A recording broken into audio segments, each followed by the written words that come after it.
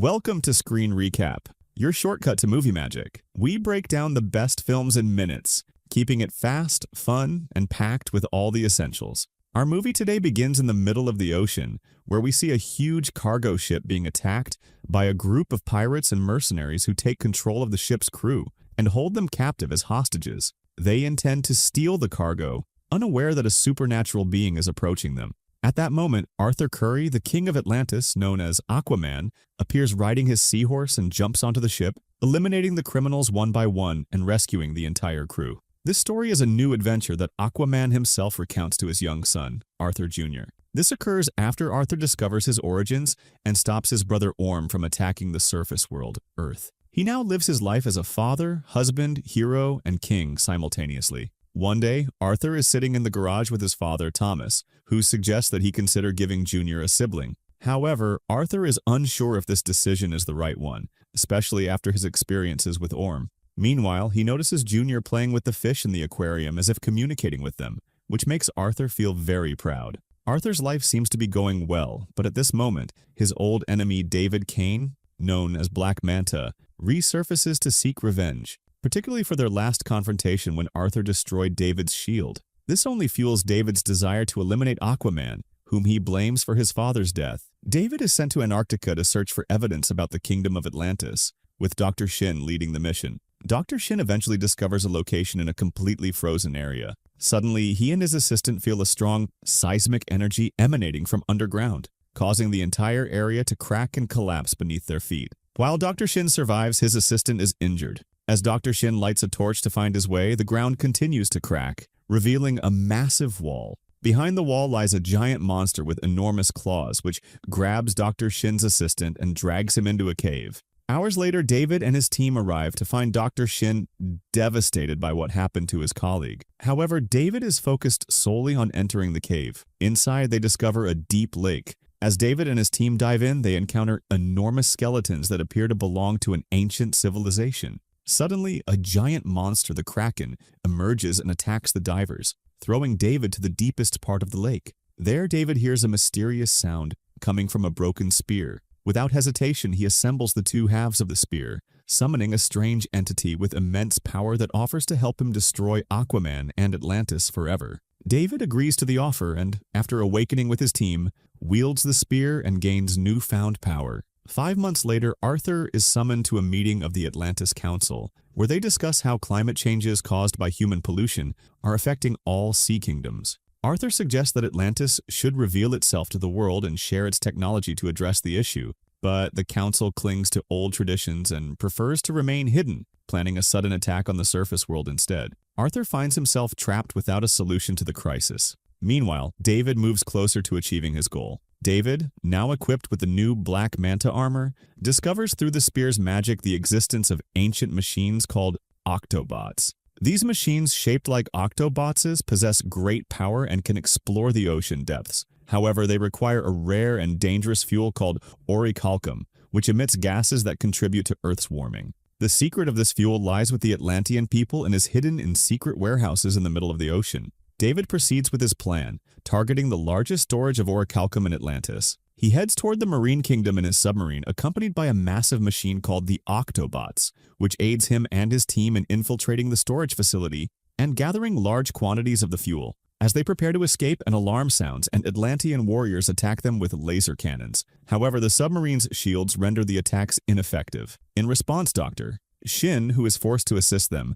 deploys a new weapon called the Sonic Beam, which destroys the cannons and disables Atlantis' defenses, allowing them to enter the city. Shortly after, a group of Atlantean warriors, led by Mira, confronts them. Mira successfully reaches a fuel tank and begins destroying the Octobots. However, a sudden hit from the Sonic Beam causes her to fall unconscious. At this point, Mira takes command and uses her magic to create a powerful vortex around the Octobots. This unexpected attack causes the Octobots to spin out of control and crash into a wall. Mira reached him immediately after that and tried to attack the Black Manta, but he responded to her with a strong blow from his mask, which caused her to be seriously injured. As he was about to grab the spear to finish her off, Aquaman suddenly appeared and struck him with all his strength. However, Black Manta quickly regained his strength and was prepared to face Aquaman until passersby warned that the Atlantis army was very close. At that moment, Black Manta decided to retreat, but before leaving, he used the power of the spear to bring down a large ship carrying a group of Atlanteans.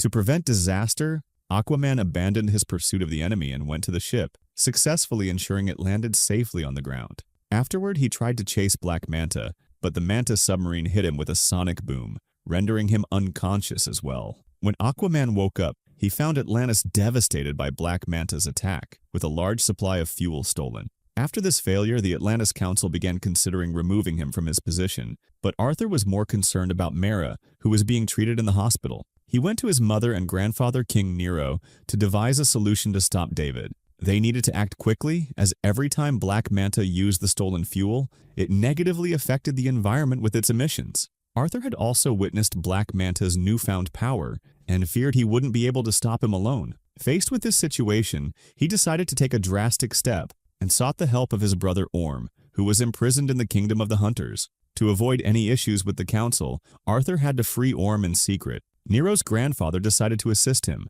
providing him with a suit designed to make him invisible. Additionally, Atalanta sent an Octobot named Topo to aid him in the mission, as it had a flexible body and the ability to hide easily. Once everything was ready, Arthur and Topo infiltrated the Hunter's prison and found Orm in a dire state due to the guards' torture. Topo managed to navigate through the tunnels and unlock the door, allowing Aquaman to enter the prison undetected. After defeating the guards, he reached Orm, who was severely weakened from lack of water. Despite their past differences, Orm agreed to help him. When they escaped the prison together, they encountered guards riding massive insect-like creatures. They quickly fought off the guards and managed to tame the creatures, which, though initially violent, eventually obeyed them. They mounted the giant creatures and commanded them to head toward the site of the disaster. The creatures began climbing walls and breaking through ceilings with their teeth, enabling them to escape the Kingdom of the Hunters. They eventually reached a vast desert and spotted the sea. Orm needed to get to the water quickly to regain his strength and continue their journey.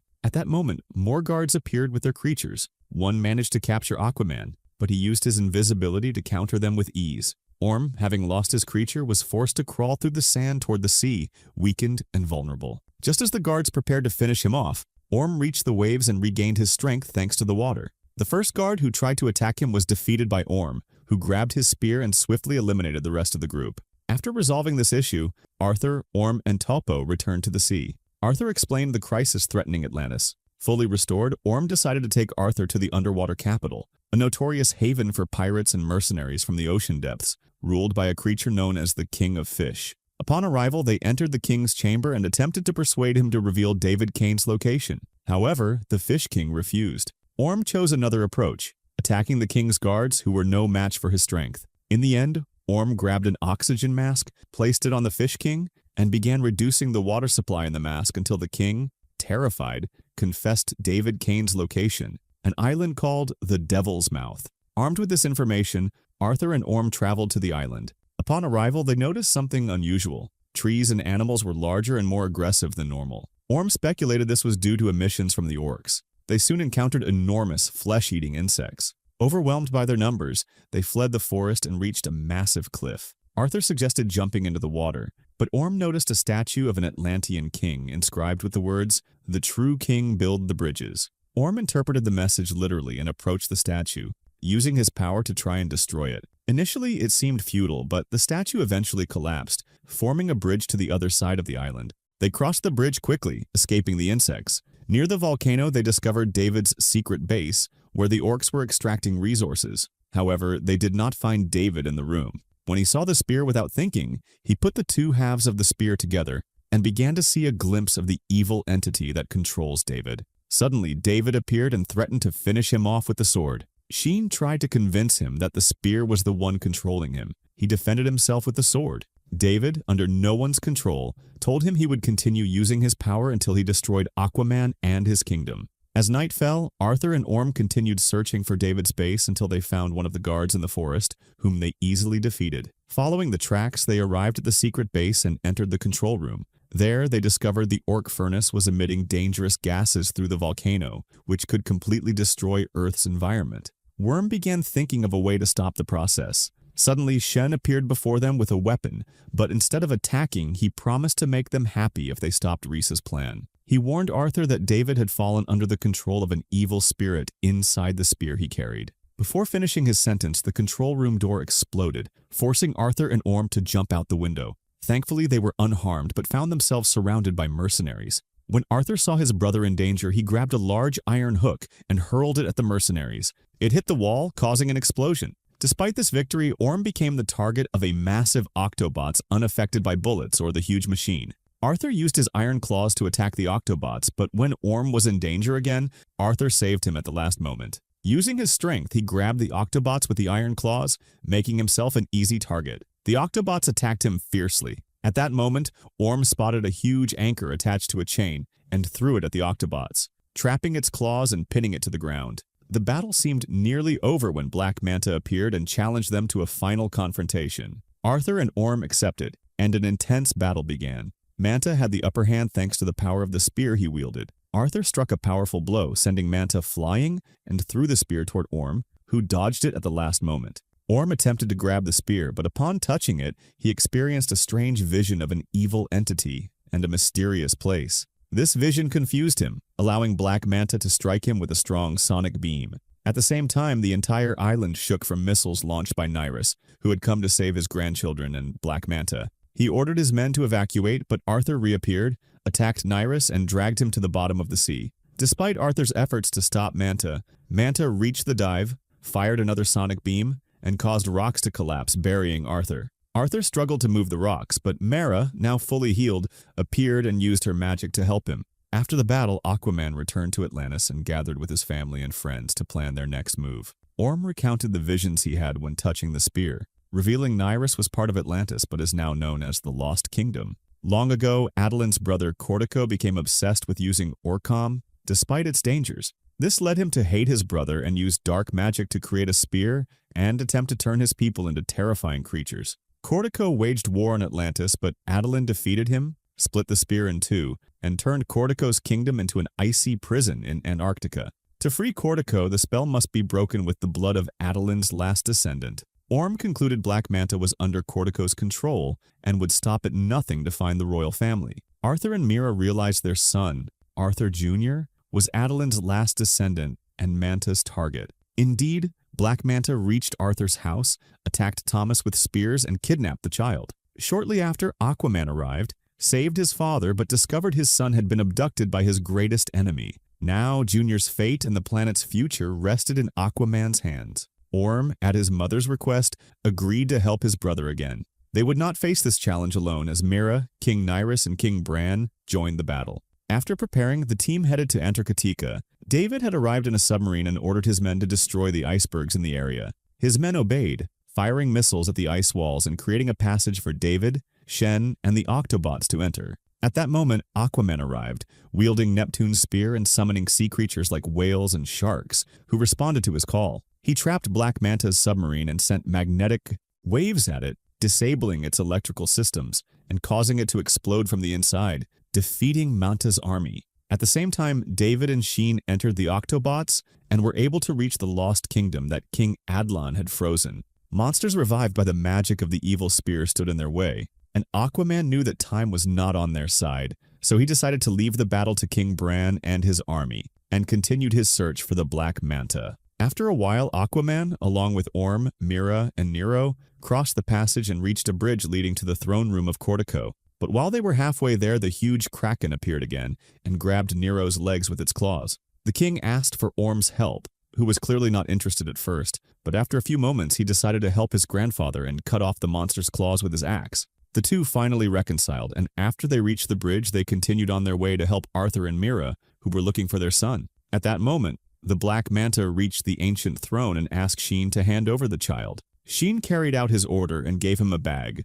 but when David opened it, he discovered that it was not the child, but a time bomb. At the last moment, the Black Manta threw the bomb away and survived the explosion. But Shen escaped with the child, but he couldn't run far because the Black Manta struck him with its electric beams and kidnapped the child, putting him in front of the throne to use him in magic rituals. At that moment, the child used his special abilities and contacted his father, Aquaman, who ran towards his son and threw the spear at David. This blow hit the Manta's mask, but David still had the strength to face Aquaman in his final battle. The two entered into a violent confrontation, each trying to find an opportunity to finish the other off. In the end, Aquaman was able to find a loophole and paralyze the Manta, but the Manta attacked him using his breath engine and threw him to the ground. Before the Manta could stab the spear into Aquaman, Mera entered at the right time and used her magic to throw him against the wall. This broke the Manta's mask, but he quickly stood on his feet again and threw the spear at Mera. The moment Mera was about to fall, Orm appeared at the last second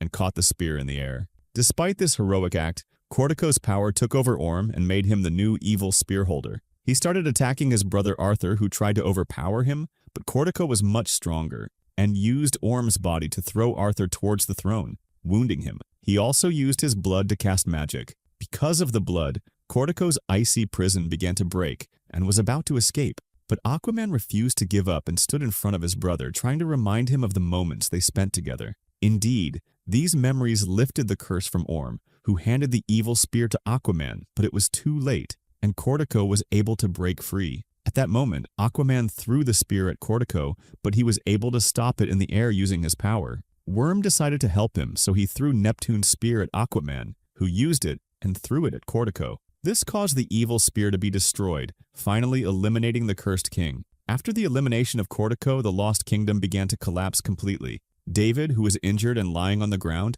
found himself slipping on the edge of the cliff, but he was caught in the rocks. At that moment, Arthur decided to offer him help and end the enmity between them, but David refused the offer and preferred to leave himself and disappear forever. Finally, Aquaman, Orm, and their friends were able to escape from the Lost Kingdom, which is now just a memory at the bottom of the sea. The sea world and the surface world were protected thanks to their efforts, but Orm still had crimes that he had to answer for. In a moment of gratitude, Arthur decided to hide his brother's whereabouts until the Atlantis Council could forgive him.